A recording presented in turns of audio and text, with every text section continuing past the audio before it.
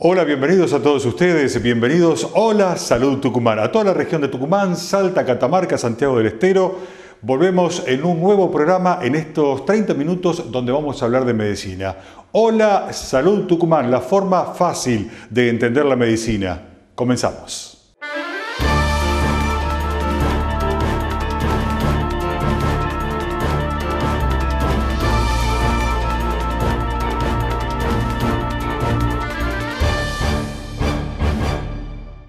En este bloque vamos a hablar sobre oftalmología y hoy lo hacemos en compañía del doctor Ignacio Linchinski, un profesional muy reconocido en la ciudad de Tucumán que tiene una institución oftalmológica muy importante. Una de las cosas que hemos querido realizar en este programa, una de las tareas que nos hemos encomendado, es darles a conocer a ustedes las tecnologías que hay disponibles en la ciudad de Tucumán.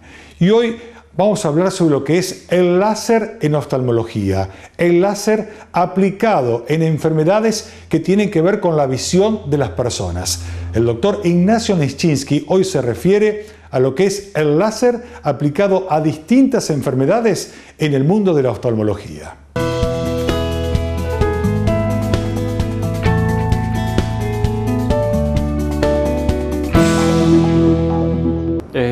El equipo de láser que tenemos aquí consiste en está adaptado a una lámpara de hendidura. La lámpara de hendidura es nuestro aparato con el que trabajamos todos los oftalmólogos, donde el paciente va a estar ubicado en esta posición, el operador o el médico va a estar sentado en este lugar, y todo este implemento que tiene acá en la parte superior del equipo es lo que va a hacer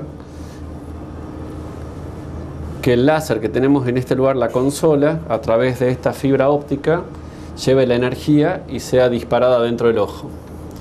Esto tiene un espejo bastante complejo que permite que aquí desde este lado uno pueda hacer movimientos muy precisos, viendo con el microscopio que magnifica toda la imagen y poder disparar exactamente en la zona que uno quiera disparar dentro del ojo, ¿sí? Donde haya lesiones, donde haya hemorragias, donde uno tenga que hacer el tratamiento periférico, en un desgarro, en un paciente diabético o en una trombosis que uno tenga que hacer un tipo de tratamiento específico. Lo que vamos a hacer con el paciente es colocarle normalmente una lente. Esta lente tiene el objetivo de, por un lado, mantener el ojito abierto del paciente para que cuando uno coloca esto, el ojo no tiene posibilidad de moverse, por lo tanto el paciente no tiene posibilidad de cometer algún error ni el médico tampoco se tiene que preocupar de que tiene que suspender el tratamiento que está haciendo. De este lado va a producir una gran magnificación, en donde todo lo que yo voy a ver mucho más grande desde este lado y voy a poder hacer mucho mejor y más preciso el tratamiento. Tenemos diferentes tipos de lentes. Si uno va a hacer un tratamiento integral del ojo con una fotocoagulación, o si vamos a hacer un tratamiento más específico de la mácula, va a haber diferentes tipos de lentes que vamos a usar en cada ojo para hacer el tratamiento adecuado. Acá vamos a tener una consola. Este equipo en especial es un equipo muy particular porque nos permite seleccionar en forma táctil qué tipo de tratamiento vamos a hacer, qué tipo de potencia vamos a utilizar, que esto va a depender del tejido de cada paciente. Vamos a ver la duración del tratamiento que vamos a hacer y nos permite fundamentalmente generar patrones. Si yo necesito hacer un tratamiento con mayor cantidad de puntos o menor cantidad de puntos, me permite elegir con este dial la cantidad de disparos que voy a hacer simultáneos dentro del ojo. Esto es un láser que se llama de multipuntos. Generalmente los láseres habituales o que uno tenía hasta la fecha son láseres que permiten hacer de a un disparo por vez. Este láser tiene la característica que me permite hacer múltiples disparos en forma simultánea. Eso hace que el tratamiento sea más corto, que al paciente le moleste menos, que haya menos dolor y que sobre todo haya menos cansancio, tanto de un lado como del otro, porque el tratamiento va a ser realmente mucho más corto. Uno va a poder elegir diferentes tipos de patrones según quiera fotocoagular o según quiera hacer algún tipo de tratamiento circular alrededor de una lesión. Este tratamiento nos va a permitir hacer círculos en forma confluentes hacia afuera donde haya algún tipo de desgarro o algo, y de esa forma tratarlo al paciente de una forma más integral, más segura y sobre todo bastante más simétrico cada uno de los disparos que uno haga.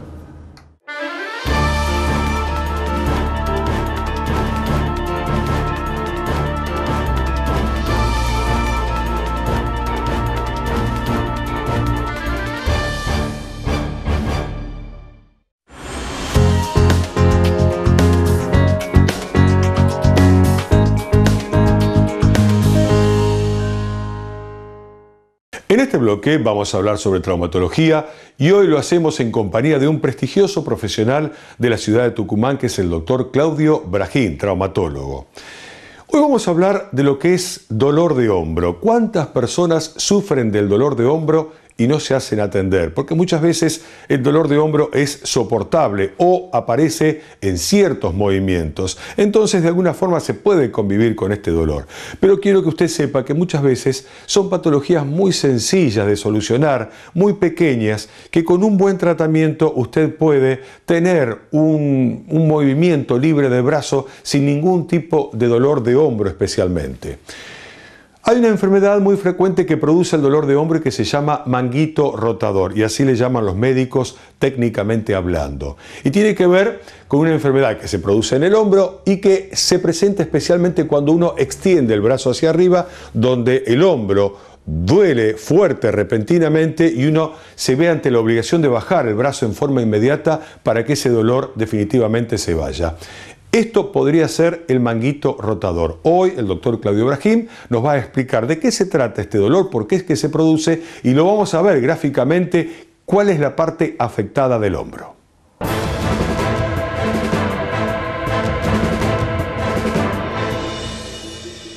Es una patología muy frecuente que se da por arriba de los 30 años. Un 20% se dice que estadísticamente 2 de cada 10 personas van a sufrir esta patología, y observamos que por encima de los 60 años hay un 40% de personas que van a tener alguna lesión sobre estos tendones. ¿Qué es el manguito rotador? Bueno, son 4 tendones que van hacia la cabeza del húmero, en el hombro, que son los que permiten la elevación, la abducción y las rotaciones del hombro. Los pacientes se quejan de dolor, generalmente no en el hombro, sino en la cara lateral del brazo. Es muy frecuente de noche, despierta de noche al paciente para cambiar la postura del hombro, y progresivamente están con dolor e impotencia de elevar el brazo. Puede ser que se manifieste de forma crónica, o sea que empiece con dolor sin ningún trauma, o también muchos casos son los que producen una caída con apoyo en el brazo o una caída con el brazo en abducción y se comprime este tendón. Esto es una patología degenerativa que hay un espacio por debajo del acromion, que es parte de la escápula, por donde corren los tendones. Permiten los movimientos que hemos estado evaluando recién. Con el tiempo, los músculos que tiran hacia abajo se ponen débiles, y entonces esta cabeza asciende. A su vez, esta articulación, que se llama acromio clavicular, hace una artrosis y empieza a ocupar el espacio por donde corren los tendones. Si esto observamos que es una espícula de hueso y por debajo corren los tendones, vemos que va friccionando y se va debilitando. Y puede ser que a la larga produzca una ruptura del tendón. Primero hace una tendinitis y después una ruptura, o también puede ser que por una caída esta compresión sea más rápida y la ruptura. Lo que importa es que el paciente tenga una movilidad completa sin dolor. No importa si acá tenemos una lesión o una ruptura, ya que son 4 los tendones. Que tengamos lesionado uno, los otros tendones restantes pueden llegar a suplir la función. Nosotros vemos, o es muy frecuente, eso es lo que decimos en un principio, que hay un 40% de las pacientes de mayores de 60 años que tienen una ruptura y solamente el 20% consulta. ¿Qué quiere decir? Que hay muchos pacientes que tienen ruptura del tendón y son asintomáticos, ¿sí? No todo el diagnóstico de esto se lo hace por resonancia y no todos los que tengan una ruptura por resonancia deben ser tratados quirúrgicamente. Solamente los que tengan o impotencia, o sea que falta de movilidad, o que tengan dolor. El tratamiento, como en todos los casos, nosotros comenzamos primero para calmar el dolor con fisioterapia, antiinflamatorio e infiltración en algunos casos. Lo que sí se recomienda es no dormir con los brazos arriba, por arriba de la cabeza, o cuando duermen boca abajo, o colocar los brazos en esta posición, porque es la posición donde más se comprime el tendón durante la noche. Y si nosotros observamos que el tendón se comprime entre estos dos huesos, le quita circulación y esto es lo que ocurre de noche y despierta. Tampoco dormir sobre ese hombro. Cuando el paciente está casi sin dolor, se lo manda a hacer un fortalecimiento muscular, que son ejercicios posturales, en donde se fortalece toda la musculatura de la espalda y del hombro y se elonga la parte anterior. Eso hace que los hombros, que están generalmente en antepulsión, haga un cambio postural y lleve hacia atrás el hombro y aumente el espacio de este que estamos hablando. Eso tiene un éxito casi del 80% con tratamiento médico, y en los pacientes que no podemos lograr o quitarle el dolor o que recupere la movilidad es de tratamiento quirúrgico. ¿Qué se hace en el tratamiento quirúrgico? Es resecar la espícula de hueso de la artrosis que tiene en esta articulación que se llama acromioclavicular para aumentar el espacio y reparar el tendón que está lesionado.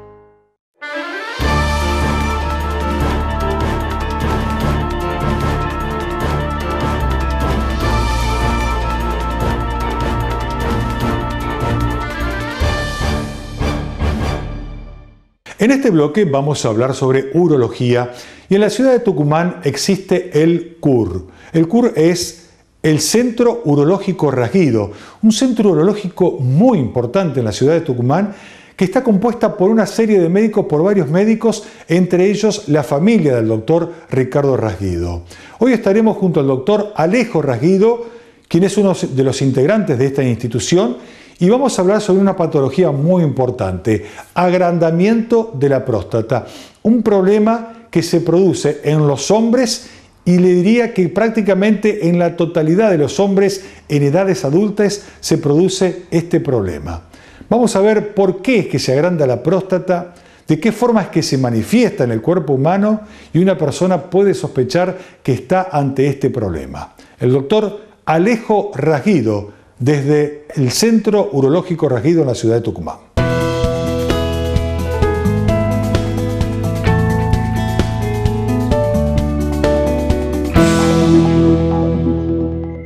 La hiperplasia prostática benigna es el crecimiento bueno, por así decirlo, de la próstata. La glándula esta se encuentra situada entre la vejiga y el conducto por donde sale la orina, que se llama uretra. Pero cuando comienza a crecer, comienza a hacerlo más estrecho el conducto, generando síntomas urinarios bajos que se llaman, con dificultades de las mismas.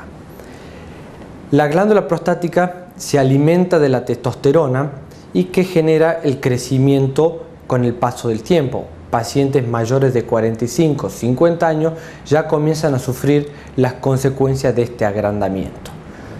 Las causas pueden deberse a muchos factores. Si bien no está establecido específicamente alguna medicación o alguna alimentación o estilo de vida, se sabe que las comidas ricas en grasa, los pacientes con síndromes metabólicos, o sea, con obesidad, con alteraciones hormonales y dietas ricas en grasa, el consumo excesivo de alcohol, café y irritantes genera que la próstata tenga su agrandamiento y sus dificultades. Los síntomas por los que nos consultan los pacientes son principalmente por polaquiuria, o sea, comienza la frecuencia de la orina más seguida. Y más importante, la nocturia, o sea que el paciente comienza a levantarse durante la noche 2 o 3 veces, generando que el paciente no descanse bien y que el día siguiente tenga un día mucho más agotador. Bien. También puede presentarse disuria, que es ardor al orinar. Puede presentar urgencia miccional, que el paciente necesita ir a un baño en el lugar donde esté urgente, porque si no puede llegar a incontinencias de urgencia. Bien, y muy raras veces puede poder presentar molestias entre el ano y los testículos, que se llama el periné en esa zona. Es muy importante realizar estudios diagnósticos para descartar o hacer un diagnóstico diferencial entre el agrandamiento prostático benigno y el cáncer de próstata. Por eso es muy importante hacer un PSA, que es un marcador en sangre que nos induce o nos lleva a determinar si tiene o no riesgo el paciente de tener cáncer de próstata. Una buena ecografía para medir el tamaño de la próstata, valorar los riñones, que no haya dilataciones, nos ayudan a descartar que ya no haya un proceso obstructivo y que el paciente ya esté orinando con muchas dificultades y le queden restos de orina después de orinar, favoreciendo a infecciones urinarias. Además, puede presentar un pequeño sangrado propio del agrandamiento de la próstata.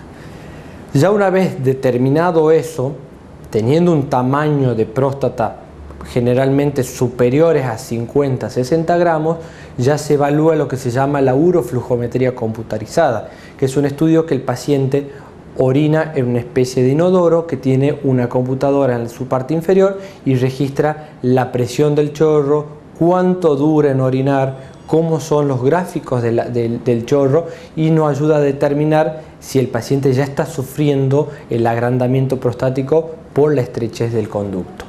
Bien, y además es muy importante evaluar en estos pacientes, en caso de haber un sangrado, que no haya ninguna lesión activa, o sea, que pueda generar malignidad tanto en vejiga como en el cuello, y en esos casos específicos realizar una uretrocitoscopía flexible para que el paciente no sienta tantas molestias de la citoscopia rígida que se realiza en estos pacientes.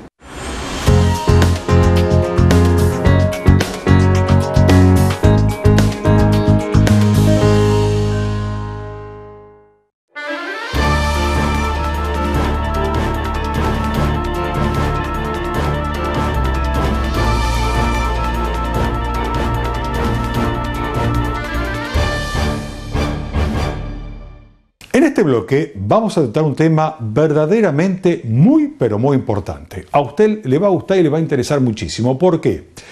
Vamos a hablar de lo que es muerte súbita. Usted habrá visto a través de los noticieros, de distintos medios de comunicación, que muchos profesionales del deporte, especialmente la gente vinculada al fútbol, pero le aclaro que se da en todos los deportes, existe la muerte súbita. Un jugador que de pronto gozaba de excelente salud, de pronto cae muerto en un campo de juego. Y esto por supuesto que sorprende a la gente, llama la atención.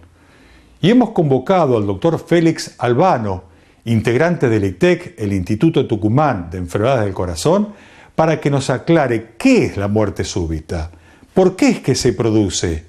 ¿Hay forma de evitar la muerte súbita? El doctor Félix Albano, desde el ITEC, Instituto de Tucumán de Enfermedades del Corazón.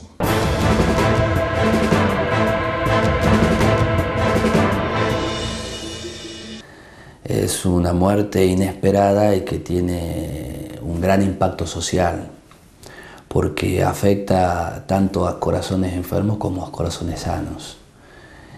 La muerte súbita es cuando tenemos en forma inesperada una parada cardíaca en una persona que aparentemente normal, sana y que gozaba de una buena salud.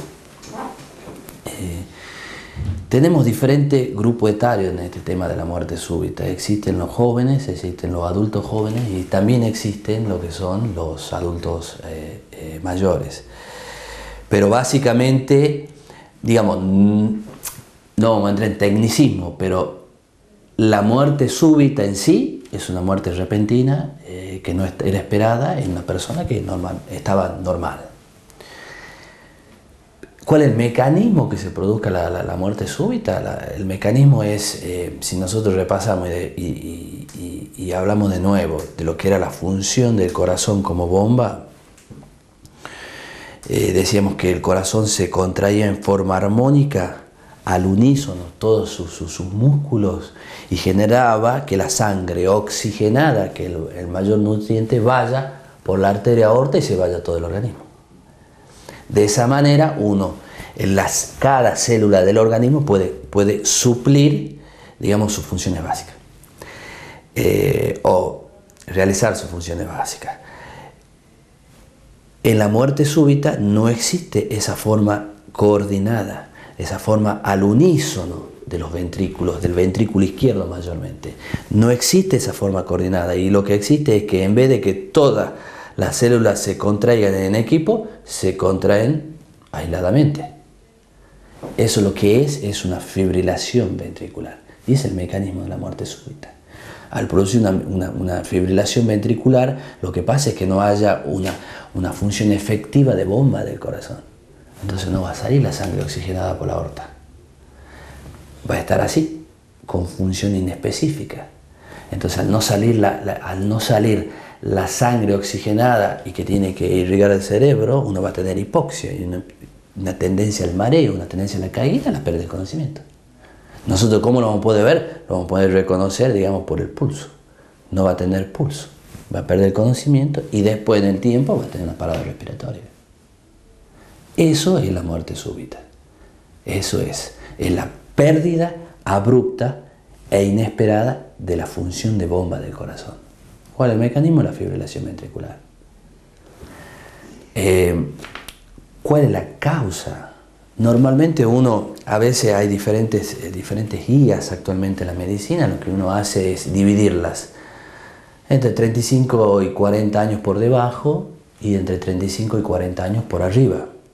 Normalmente 35 o 40 años por debajo uno espera que el corazón sea normal. Y hay diferentes causas de muerte súbita de esa fibrilación ventricular.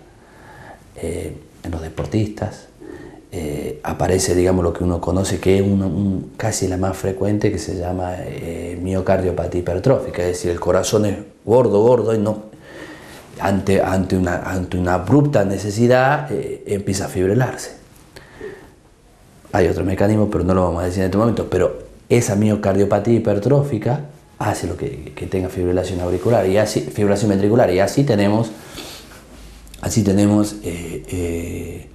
diferentes causas, el síndrome de Brugada, que es digamos, uno de los síndromes más nuevos, junto con el síndrome J, tenemos el QT largo, QT corto. Son generalmente canalopatías, normalmente se da en los jóvenes. Y eso es lo que mayor impacto social tiene. Eso es cuando uno ve que en una cancha de fútbol, en una cancha de básquet, se desploma. Y lo que dijimos, pérdida de pulso, pérdida de conciencia, paro respiratorio. Y esa es la fibrilación ventricular que se da en estos casos en los jóvenes. No en la mayoría, pero hay diferentes patologías que te producen eso. Después de los 35 o 40 años, lo más frecuente que hay es la cardiopatía isquémica, no hay discusión. Nosotros tenemos la irrigación del corazón, está dado por 3 grandes arterias y en algún momento empiezan a ocluirse debido a una enfermedad aterosclerótica coronaria. Entonces, ¿qué es lo que hace? No pasar la suficiente sangre por la arteria y no le da el oxígeno al corazón, al mismísimo corazón. Entonces, lo que produce, y bueno, a veces dolor de pecho, que es, digamos, además que es algunos le llaman una bendición, porque uno tiene dolor de pecho y va al médico. Hay veces que uno no tiene dolor de pecho, tiene una sensación rara, caso de los diabéticos.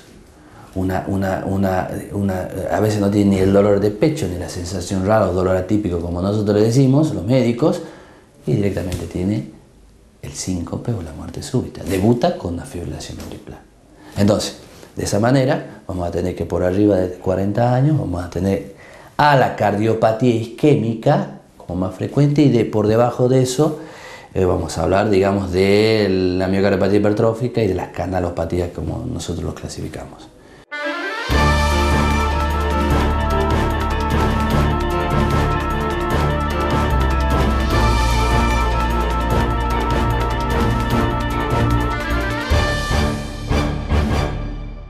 Amigos de la salud, como siempre les digo, muchas gracias por habernos acompañado en un nuevo programa. Espero que estos profesionales que hoy estuvieron junto a todos ustedes hayan sido de su utilidad y de su agrado en los temas que hemos tratado. Será hasta la semana que viene, dentro de 7 días, por este canal. Muchas gracias.